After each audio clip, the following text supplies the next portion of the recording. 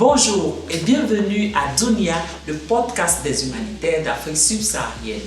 Vous avez été nombreux à réagir sur le post de la page Facebook du cabinet Renaissance quand il s'est agi de parler des défis des ONG. Et aujourd'hui, justement, nous allons parler de ce sujet. L'un des plus grands défis, c'est la multiplication des crises. Nous avons les conflits armés, nous avons les défis climatiques, nous avons aussi les épidémies et cela crée d'énormes besoins. Le deuxième défi auquel font face les ONG, c'est bien entendu le manque de financement.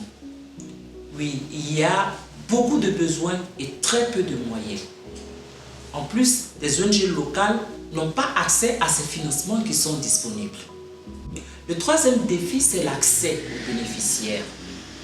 Il y a les crises armées et parfois certaines zones sont inaccessibles à cause justement des groupements armés. Certaines zones aussi sont inaccessibles à cause des infrastructures, manque de routes.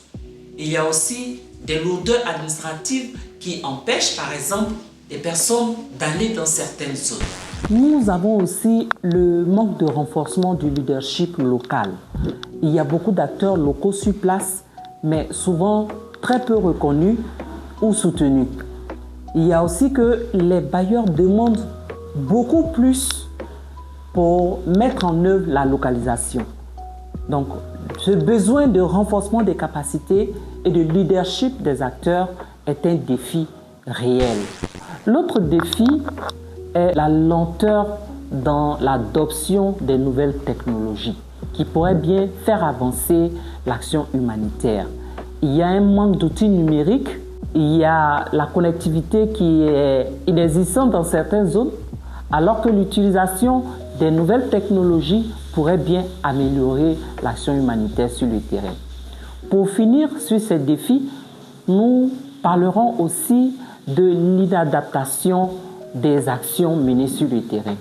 En effet, on ne tient pas compte souvent des réalités.